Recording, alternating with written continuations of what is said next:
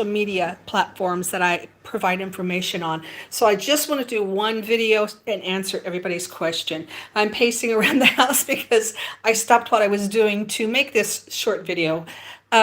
Speaking of the lambs that they were to choose on the 10th day of the month. Okay, let me give you a very practical timeline based on the last 2 years.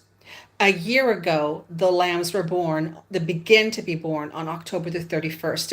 It was as Asher the shepherd said, the Jewish shepherd said, a very warm winter, and the ewes asked to be bred early. So they were born on October 31st. This year, the season started 2 weeks later. This year, the lambs were born in November.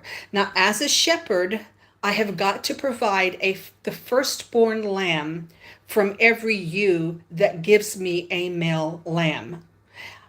As a shepherd, that firstborn male lamb is going to Jerusalem at Pesach, and it is going to supply the Tamid offering, the morning and the evening offering, 365 days, or however that shook out with the lunar solar calendar, a year. 2 lambs a day from the nation of Israel. Think about that. So I'm separating out that firstborn.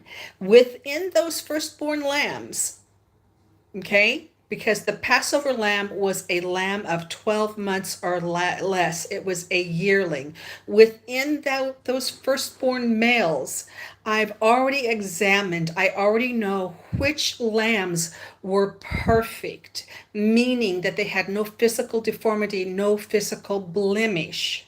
Then as the 10th day of the first month rolls around and it looks like Passover's approaching, maybe it is, maybe it isn't, maybe it is, maybe it isn't, I have made my final decision. I have made my final inspection of the lamb, and I'm looking to see if I'm a shepherd. I'm assuming I'm going to have 2 lambs that I've got on standby that I chose from birth.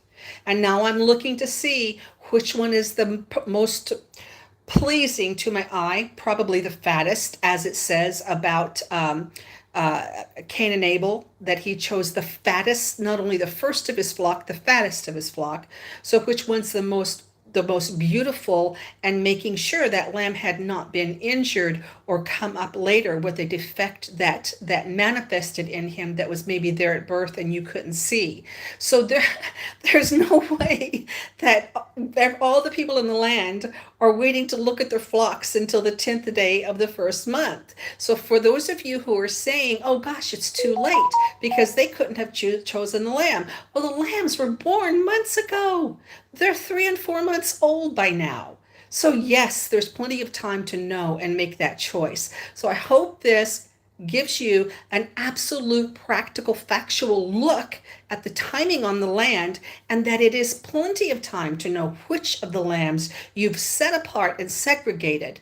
And now on the 10th day, when you're sure that there's going to be the beginning of the year, on the 10th day, you're just making that final inspection of those lambs you've already been watching and guarding. Okay, thanks for watching.